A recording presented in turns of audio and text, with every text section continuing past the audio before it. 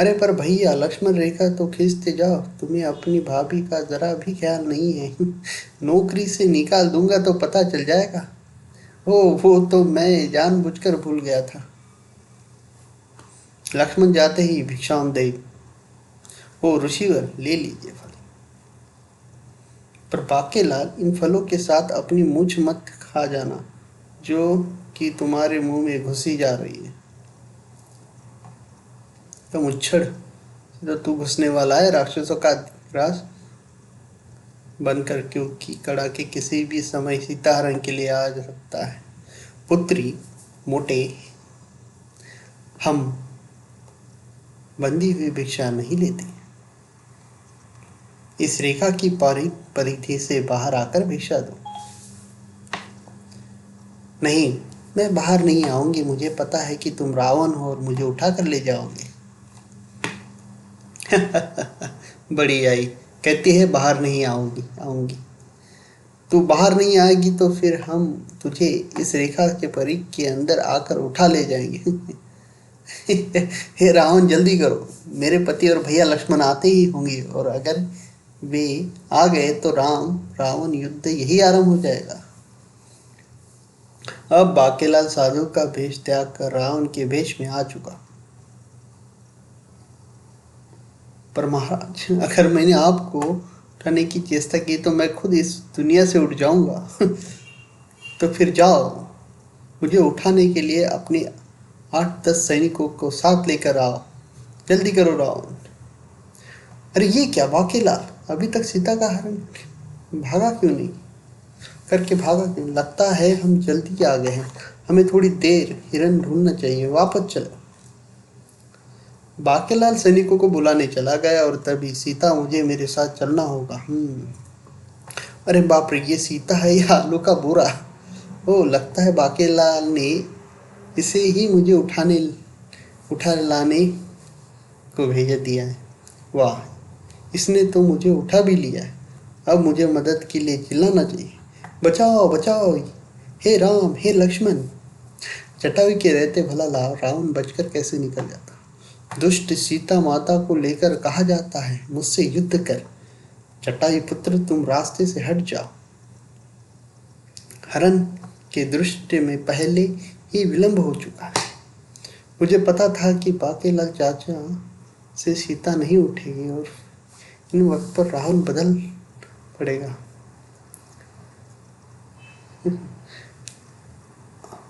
ठीक है पिताजी, तो फिर लीजिए, बिना युद्ध ही मैं बेहोश हो जाता हूँ। चलो भागो, जल्दी से जल्दी करो, भागकर पर्दे के पीछे पहुंचो। ये सीता कैसी स्त्री है जो अपनी हरण में मेरा साथ दे रही है, और इस स्त्री को ये पक्षी पिताजी क्यों कर रहा है? खैर, मुझे क्या, मेरा काम तो पूरा हो गया, मुझे सीता मिल गई। अब की इधर संच पर भैया राम, सीता भाभी गायब है, और लक्ष्मण रेखा के निकट पड़े फल और चोटी का बाल बता रहे कि सीता भाभी को रावण हर लेके ले गया है। यानी सब कुछ ठीक ठाक चल रहा है, पर मुझे अब तुरंत विलाप करना होगा। हे सीते, लक्ष्मण, ये क्या हो गया? सोने का हिरन भी हाथ नहीं लगा, और सीता भी हाथ से निकल गई। मत्स्य राम भैया, देखो, मैं तुम्हें इतने सारे कारण देता हूँ जिसकी सीता को अपने आप छोड़ जाएगा, अर्थात वाटिका को कोई भी यह इतना नहीं होगा कि जो सीता को भगा ले पाए। तो रावण सीता को अपने आप वापस छोड़ जाएगा।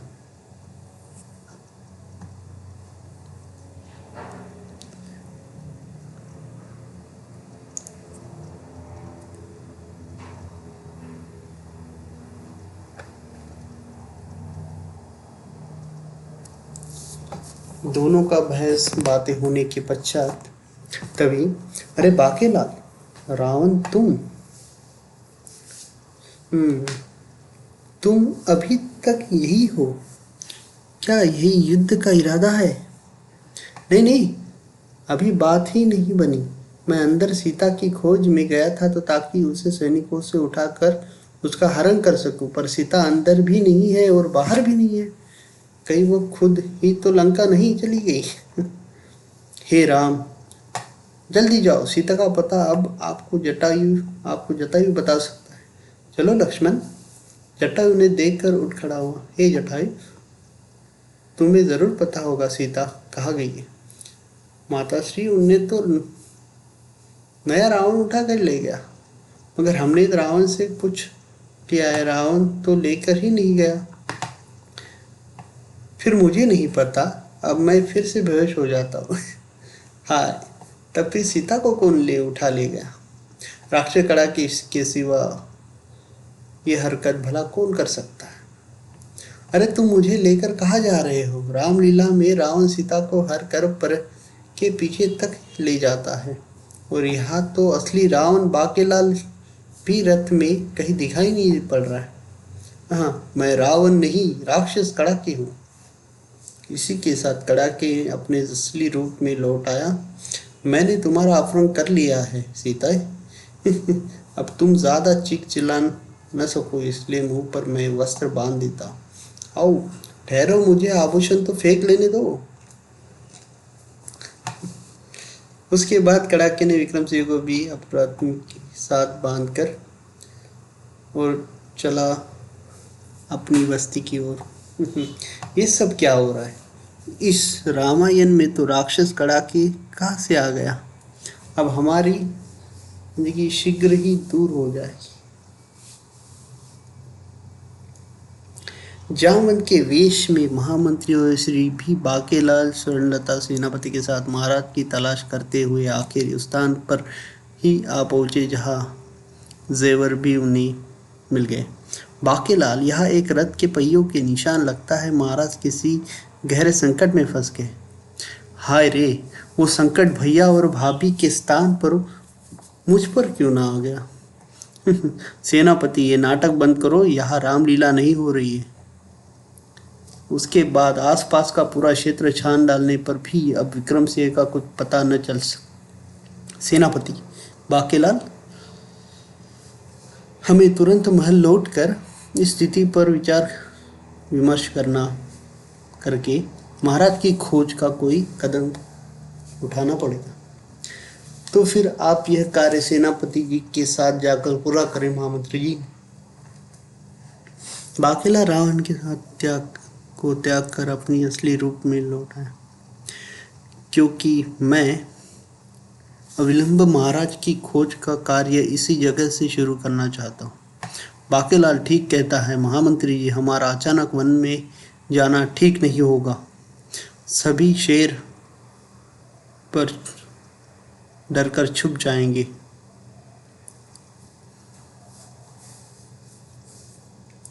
ठीक है बाकेलाल, फिर हम महल पहुंचकर तुम इंतजार करेंगे। आइए महारानी जी। बाकेलाल, मेरे मोटे को ढूंढ कर ही लाना। मैं जरूर ढूंढ कर लाऊंगा महारानी जी, मगर मुच्छड़ का मुर्दा।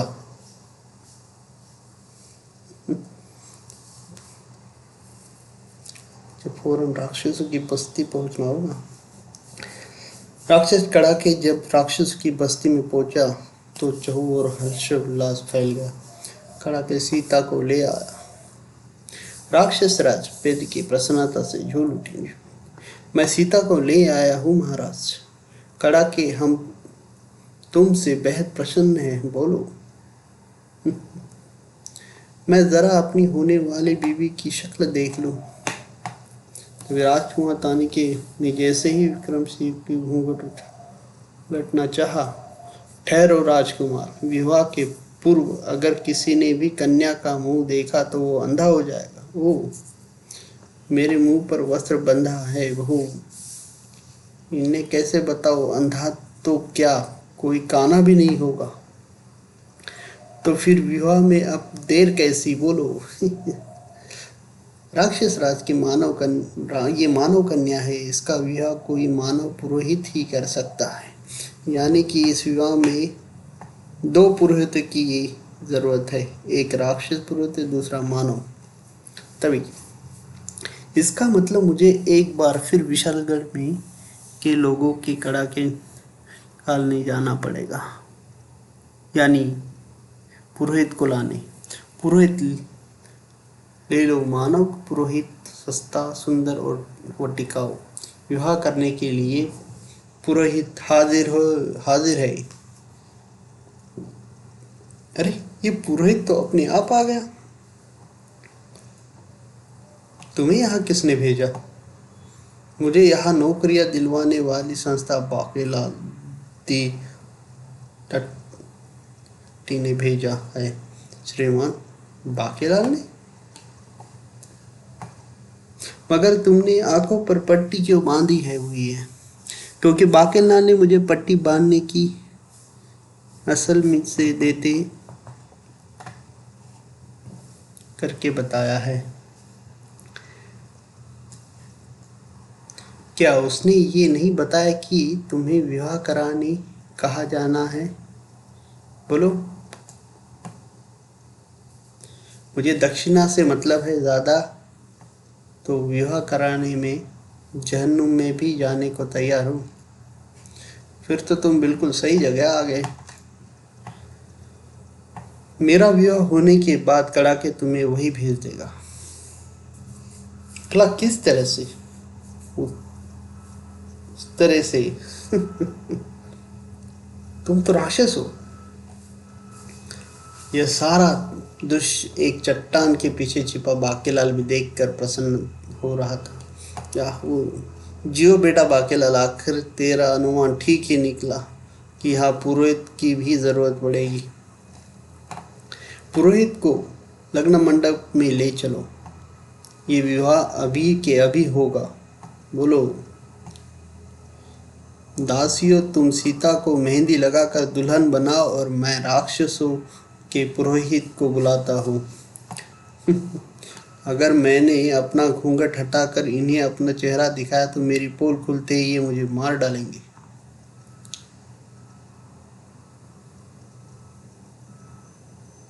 मेरा सेहस कहाँ है? राजकुमार तनिके के सेहस सजा तैयार हो गया। मेहंदी लगा के रखना, डोली सजा के रखना, लेने तुझे ओ मानवी आएंगे राक्षस राजकुमार तनिके, यानी मैं। इस मानव कन्या के हाथ कितने मुलायम हैं। बकरे के रक्त की मेहंदी इन पर जच रही है। अरे जल्दी करो। हाँ, राक्षस डोली उठाकर मेरी गुफा में पहुंचाने के लिए तैयार बैठे। हाय, क्या मेरा विवाह सचमुच इस राक्षस से हो जाएगा? पिता को क्या मुंह दिखाऊंगा? को, को क्या कहूंगा? लो अपने एक और बाप से।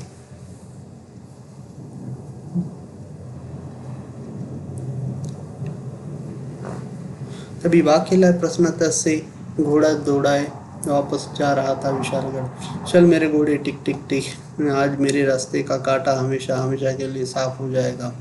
कभी कभी सोचता हूँ कि मैं इसे बार बार क्यों गिराता हूँ, ये तो पहले ही गिरा हुआ है। पर ये क्या, इधर से मुझे मेरे साथियों की खुशबू आ रही है। मैं भी आ रहा हूँ साथियों। घोड़ा शीघ्र ही अपने साथियों को निकट आ पहुंचा। अबे अबे ओ घोड़े, ये तो मुझे कहाँ ले आया कमबख्त? ये तो महामंत्री जी, राज ज्योतिषी, महारानी और मोहक सिंह लग रहे हैं, जो पूरी सेना के साथ मौजूद हैं। अरे ये तो अपना बाकेलाल है। फिर जैसे ही घोड़ा वहां पहुंचकर रुका, बाकेलाल, अच्छा हुआ तुम भी आ गए। महाराज की कुंडली देखकर राज ज्योतिषी ने वाप कर ली है कि महाराज उत्तर की ओर विशालगढ़ वन में किसी विपत्ति में फंसे हैं और हम सब वही जा रहे हैं। क्या नाश हो तेरा राज्य ज्योतिषी। बाकेलाल, तुम भी उसी दिशा से आ रहे हो? क्या महाराज का कुछ पता चला? मेरे विचार में उन्हें कहा ले जाने में अब कोई नुकसान नहीं होगा। वहाँ से ले जाने में अब कोई नुकसान नहीं होगा, क्योंकि अब तक तो मोटे का भेद खुल चुका होगा और राक्षसों ने उसे यमलोक पहुंचा भी दिया होगा। मन ही मन ऐसा सोचकर बाकेलाल जल्दी से चल बोला, हम्म ये बातों में समय गवाइए नहीं महारानी जी, जल्दी करिए। महाराज राक्षसों की बस्ती में फंसे हैं, सेना को मेरे पीछे आने का आदेश दो। सेनापति, मेरे बहादुर सैनिकों, तुम बाकेलाल के साथ जाओ, मैं तलवार में धार लगा कर आता हूँ। जबकि उसी समय राक्षसों की बस्ती में, उस गुफा में, वह पुरोहित जी की हड्डियों कोरमा बड़ा स्वादिष्ट था। अब मैं अपनी बीवी का घूंघट उठाता।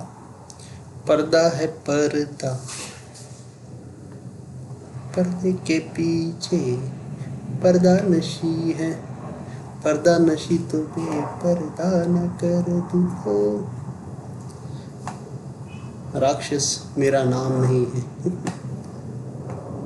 अब तो मुझे युद्ध के लिए तैयार हो जाना चाहिए। विक्रम सिंह को आक्रमण करने का यही अवसर सबसे उचित था। बच्चूतानी के मुझसे शैतानी नहीं चलेगी, क्योंकि मेरे पास भी वही जो तेरे पास थी। देखिए गदा का कमाल, अपनी संपूर्ण ताकत एकत्रित कर गदा उठा ली। सीता हरण का दंड तो तुम्हें भुगतना ही होगा स्वामी। हाँ पिताश्री, मुझे मेरी बीवी से बचाओ। तभी ठीक उसी समय बाहर लग्न मंडप के निकट राक्षस ऋषि दबूकी, तुम तो कहते थे हमारे पुत्र का विवाह सीता नाम मानव कन्या से होते ही हमारे केश लहला उठेंगे। अभी तक तो बाल उगे नहीं, बल्कि जो थे वो भी गायब हो गए। मैं भी तो वही सोच रहा हूँ कि ऐसा हुआ क्यों नहीं।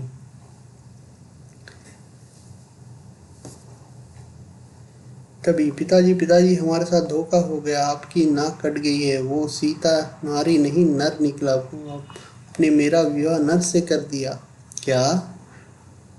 वो तभी तो बाल नहीं उगे, वे भी उड़ गए। मगर मैं तो सीता को ही लाया था। राक्षसराज, फिर तो हमें ये स्थान छोड़कर भाग लेना चाहिए, क्योंकि हमारी कुंडली में ऐसा लिखा है कि जिस दिन राजघराने की किसी राक्षस का विवाह किसी नर से होगा, उस दिन केवल राजपुत्र यानी राजकुमार को छोड़कर हमारी शक्ति चूहों के बराबर रह जाएगी। मगर ये बात तुमने हमें पहले क्यों नहीं बताई? बोलो। इस बात के बताने या न बताने से कोई फर्क नहीं पड़ता, क्योंकि सीता के रूप में जो नर चला रहा है उसे भी ये बात नहीं पता है। इसलिए मैं उसे डराऊंगा तो वो डर जाएगा। मगर कड़ाके का दुर्भाग्य, जैसे वो विक्रम की ओर एक बात चिड़िया उसके गाल से आ टकराई। हाँ, मैं तेरा गला तेरे से काटने आ गया। हाय, ये चिड़िया तो एक चिड़िया के प्राण से गिर गया। बस फिर क्या, विक्रम सिंह ने आओ देखा ना ताव कड़ाके की एक गदा कस के दी। ओ, ये सिर्फ दिखने में ही शेर है, हकीकत में तो ये गीदड़ है। तभी एक तरफ से भयंकर शोर मचा। हमारे कड़ा का मार गया। और ये शोर कैसा? अरे, ये तो मेरी सेना है जिसे बाकेलाल लेकर आ रहा है। पिताजी, ये तो मानव की सेना है जो हम पर आक्रमण करने आ रही है। अब हमें केवल राजकुमार ही बचा सकते, क्योंकि उन्हें वरदान मिला हुआ है कि उनकी मृत्यु नार की तरह लंबी चुटिया वाली किसी नर के हाथों होगी।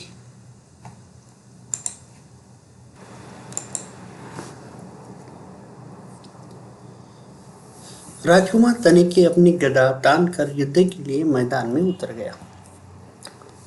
वाह, यहाँ तो कोई भी स्त्रियों के समान चोटी वाला नजर नहीं आ रहा है।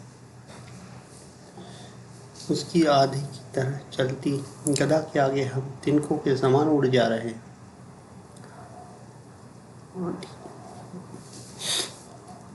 विक्रम सिंह के मिल जाने की खुशी भी मनाने का फिलहाल समय नहीं था।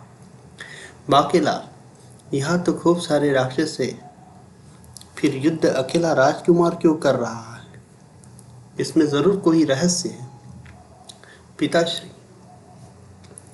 वो तो ठीक है, पर मोटे तू अभी तक मरा क्यों नहीं? तूफान की तरह गदा चलाता तानी के वहां भी आप आओ। बाकेलाल चाचा, वो वार तुम पर रुकना चाहिए था, उसमें मेरे पिताजी को चोट लगी है। अभी चखाता हूँ मजा, और मजा चखाने का समय उत्तम अवसर भी मुझे मिल गया। अब आएगा मजा, अब मैं आपकी चोटी काट फेंकूंगा। फिर जैसे ही मोहक सिंह ने बाकेलाल की चोटी को कि सांप के हाथ के कारण चोटी हो गई मोटी। हुई, ये तो चोटी इतनी मोटी कैसे हो गई? अरे कमबख्त, ये क्या किया? उसके हाथ में तो कैंची था।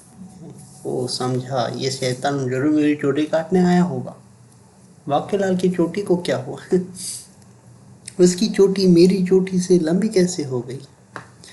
किंतु वह दृश्य देखकर तानी के हल्का भय में चला गया।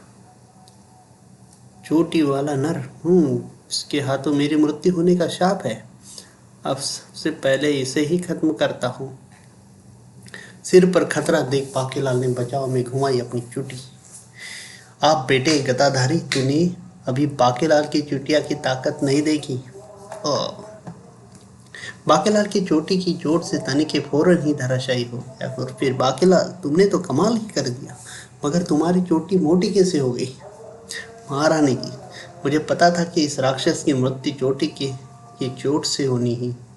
कल रात ही तो शंकर भगवान ने मुझे ऐसा वरदान दिया था कि जब भी मेरा सामना किसी राक्षस से होगा तो मेरी चोटी मोटी हो जाएगी। किंतु बाकेलाल, पहले ये बताओ कि तुमने मेरे विवाह के लिए पुरोहित क्यों आंखों पर पट्टी बांधकर उसे यहाँ क्यों भेजा? मर गया बेटा बाकेलाल, जल्दी से बना कोई कहानी।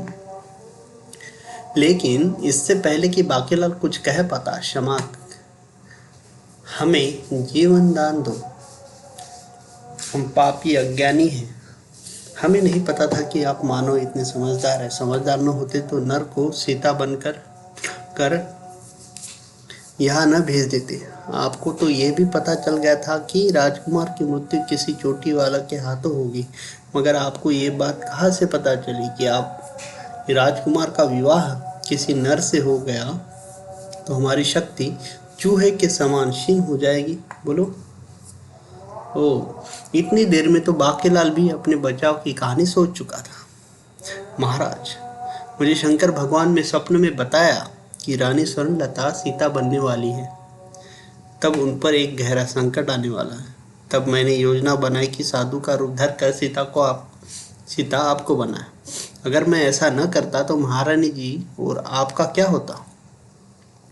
और तभी, ओ प्यारे बाकेलाल, गले लग जा, मुच्छर मनुष्य, तेरा सत्यानाश हो जाए। अगर मुझे पता होता कि तेरे विवाह से गंगा उल्टी बह जाएगी तो मैं पुरोहित को क्यों भेजता?